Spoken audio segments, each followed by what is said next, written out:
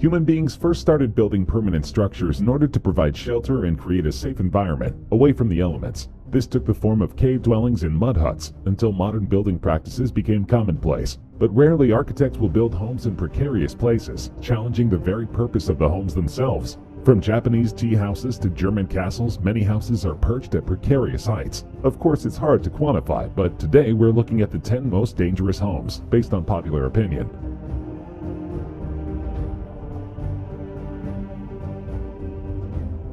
Liechtenstein Castle is not famous outside of Germany, but in Baden-Württemberg, it's known as the Fairy Tale Castle. The castle is actually a hunting lodge built on the ruins of a former castle, and the current structure was completed in 1842. It was built in a pseudo-medieval style, which was very en vogue in the 19th century. The most striking feature of the property is that the castle's outer wall is built right on the edge of a cliff. The vertiginous view is enough to unsettle even the boldest of tourists. Architects claim that the castle is structurally sound, but any shift in the foundation could cause the building to collapse. During World War II, an American tank passing through the valley below fired a shell, which directly hit the main tower. Fortunately, the shell failed to explode, saving the impressive building from destruction. However, a hole in the plaster where the shell struck remains to this day. Fans of Super Street Fighter 2 may also recognize the castle, which provided inspiration for Kami's stage. For the time being, this castle is relatively unknown in the tourist circuit, meaning it could be a great time to visit before word gets out.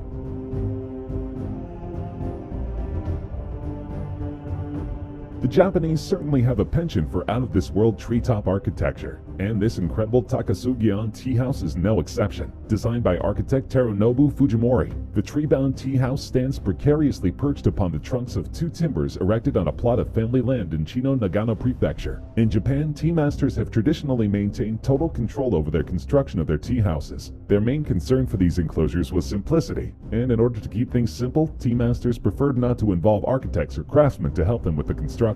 Building upon this tradition, Fujimori's tea house is quite small and compact, and can accommodate 4.5 tatami mats. The architect describes the small building as though it were an extension of one's body, like a piece of clothing. However, Fujimori's main concern is not necessarily the art of tea making, but pushing the limits and constraints of a traditional tea house. 2 chestnut trees were felled on a nearby mountain and brought to the site, where they were used as the supports for the structure. Takasugi-on literally means a tea house built too high. Guests must climb a freestanding ladder, which leans against one of the trees, in order to reach the little house. Midway up the ladder, guests must remove their shoes and leave them on the platform. Though many are skeptical about the safety of this precarious perch, authorities have allowed it to continue its centuries-old tradition of serving tea. The infamous Sutyagin residence is a 13-story structure built by a notorious mobster and his family over the course of 12 years. Dominating the skyline of Arkhangelsk, a city in Russia's far northwest, it's believed to be the world's tallest wooden house, soaring to reach 144 feet, about half the size of the Tower of Big Ben. Sutyagin began building in 1992, and in the original plans it was only going to reach 2 stories high, like a normal house. Yet he was inspired by the vernacular architecture and wooden houses of Japan and Norway to keep going. First I added 3 floors, but then the house looked ungainly, like a mushroom, he told the Daily Telegraph in a 2007 interview. So I added another, and it still didn't look right, so I kept going. What you see today is a happy accident. Unlike many of the other homes on our countdown, the Sutyagin house was not built with any regard for safety regulations. It's a visible fire hazard and risks collapsing at any moment. What remained as of late 2009 was a small 2-story wooden house, roughly the size of what Sutyagin had originally planned to build, before dreams of a wooden tower took hold. These structures were finally destroyed in a fire in 2012. High above the Meteora landscape in the central region of Greece, 60 monks and nuns live in fabled monasteries perched on the edge of sandstone peaks. In centuries past, their place of worship brought them solitude and protection from unwanted trespassers. Today, the Orthodox monasteries are one of the most popular destinations in all of Greece. Only a few hours from Athens at the fringe of the plain of Thessaly, the town of Kalimbaka plays host to Meteora's spectacular mountaintop attractions. Windswept monoliths rise abruptly from the earth, with vertical cliffs forming a dramatic backdrop against the flat fields around them. The picture-perfect vistas have been the inspiration for countless film and TV backdrops, including the Irie Kingdom and HBO series Game of Thrones. The word Meteora means literally hovering in the air, and you can immediately understand how these structures earned the title. During the 14th century, the great monk Athanasios Konovidis brought a group of devout followers from Mount Athos to Meteora, in search of a group of ascetic hermits that had developed a religious stronghold in the region. He was mesmerized by the hermits' free climbing skills that had allowed them to live in the caves and fissures high above the ground, and saw an opportunity to create a convent where his flock could meditate and worship in peace. Employing the hermits as climbing mentors, the new visitors conquered the surrounding mountains and set about creating their own holy haven. It was then, from 1356 to 1372, that the Great Meteoran Monastery was born.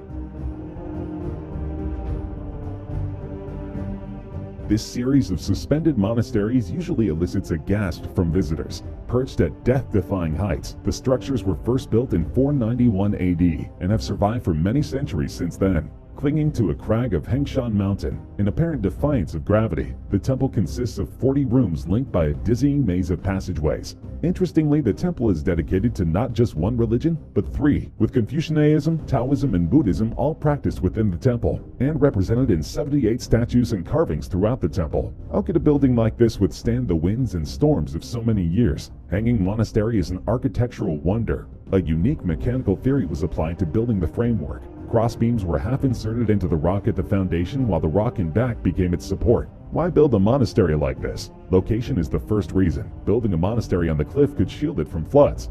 In addition, the mountain peak protects it from rain and snow, and the mountain around it also diminishes damage from long-time sunshine. The second reason is that the builders followed a principle in Taoism: no noises, including those from rooster crowing and dog baying, so from the upper ground, all noises drop away. San Francisco residents mostly recognize the Cliff House as a premier spot for fine dining and amazing views.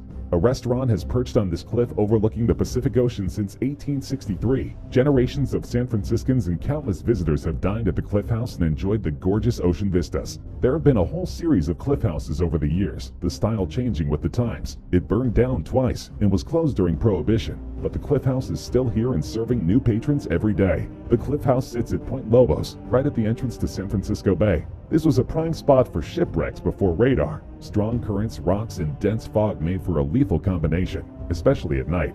The SS Ohioan, a cargo ship, ended up on the rocks near the Cliff House on a dark night in 1936. The massive property includes a ballroom, several restaurants, museums, and elaborate gardens. But with its precarious placement right on the rocky jetty, the building sustains almost frequent damage and must be constantly maintained. Because of its many accidents over the years, many people even believe that the property is cursed. The Victorian Cliff House survived the 1906 San Francisco earthquake, but burned down a year later. It's been destroyed twice since then and rebuilt. Castellfollit de la Roca looks like a town that was once a normal shape, and by some incredible force stretched out over a kilometer-long basalt formation. Houses are pushed precariously close to the edge of a 160-foot drop-off and wind along the cliff, looking over the countryside and rivers that flank the town below. Inhabited for over 1,000 years, the town's narrow streets still carry the characteristics of its medieval origin, and the city center features ramparts that fortified the town during the Civil War. Many houses and streets in the city center are also built of the dark volcanic rock that serves as a pedestal for the town. The main street of Castellfollit winds through the entire town, narrowly pressed between houses on both sides, straining to remain on the cliff face. Formed by two overlapping lava flows, the area is home to abundant geological activity. The houses are alarming both for their precarious placement and their sheer age. Many doubt that the town would survive even a minor earthquake. Nonetheless, they are still inhabited and serve as a major tourist attraction near Valencia, Spain. From its peak on the layered volcanic formation, the town offers stunning views. To add to the drama of the landscape, the cliffs are illuminated from sunset until midnight for 6 months out of the year. Just off Highway 401 in Ontario, Canada, a rugged wilderness area carved by receding glaciers more than 12,000 years ago marks the international border between the United States and Canada. Exactly 1,846 of them poke above the surface of the St. Lawrence River, making an incredibly unique landscape for travelers wandering off Canada's well-trod tourist path. The Thousand Islands region, which spreads across 50 miles and covers territory in both the US as well as Canada, is incredibly remote. Equipped with a simple paddle boat, travelers can venture down smaller channels and shorelines that are normally inaccessible. To count as one of the Thousand Islands, emergent land within the river channel must have at least 1 square foot of land above water level year-round and support at least 2 living trees. In the late 19th century, the Thousand Islands drew upper-crust travelers from New York, Chicago, and Cleveland, who all viewed the region as their own exclusive summer retreat, hence the grand hotels and luxury steamboat tours that once crowded the shores of the St. Lawrence. Today, visitors can still admire the opulent Bold Castle, a 120-room, 5-building compound commissioned by millionaire and Waldorf Astoria proprietor George Bolt. The palatial home occupies a heart-shaped island on the New York side, has a private bowling alley, and can be rented out for weddings and private events. The renovation costs alone were a whopping $15 million. The house is undeniably beautiful, but it is extremely difficult to access and is prone to power outages and food shortages. The Chemosphere is a modernist house in Los Angeles, California, designed by John Lautner in 1960. The building, which the Encyclopedia Britannica once called the most modern home built in the world, is admired both for the ingenuity of its solution to the problem of the site and for its unique octagonal design. When John Lautner was given the site in 1960, there were two common methods for building houses on the difficult sloped land. The ground could be cut to create a level platform, or the house could be supported on an open steel framework. The client, however, had a small budget of only $30,000, so Lautner instead took advantage of the client's extensive imagination and rejected both structural methods for one that would cost about half of the conventional solution, with retaining walls and land drains. Lautner perched the entire one-story octagon on a single 30-foot concrete column, leaving the natural surroundings untouched. Though it appears unsafe, Lautner was a professional, and even with a small budget, he was able to reinforce the column to meet safety standards. But the view is still pretty daunting, especially as the building ages. The classic UFO house is now worth $3.5 million. Harry Weiss was a prominent Chicago architect during the latter half of the 20th century. While he never reached the acclaim of contemporaries like I.M. Pei and Philip Johnson, he and his firm still completed hundreds of buildings in less than 50 years. The commission that first put Weiss on the map in 1958 was the U.S. Embassy in Accra, Ghana, a handsome rectangle of offices with projecting bays of laviered mahogany. Many classic buildings followed. Historians credit him with reshaping the look and style of many Chicago suburbs, including his hometown of Evanston. However, his most controversial building is the Shadow Cliff Mansion on Lake Michigan. The house was built as a business executive's vacation office. Viewed from the front, the building appears exceedingly normal, but when visitors enter the back room, they realize they were suspended thousands of feet off the ground in a glass box. A horizontal porthole cut into the floor looks straight down. Not for the faint of heart, this glass viewing area offers a stunning panorama of the surrounding Great Lakes region. The home is valued at well over $2 million due to its singular view and its historical status.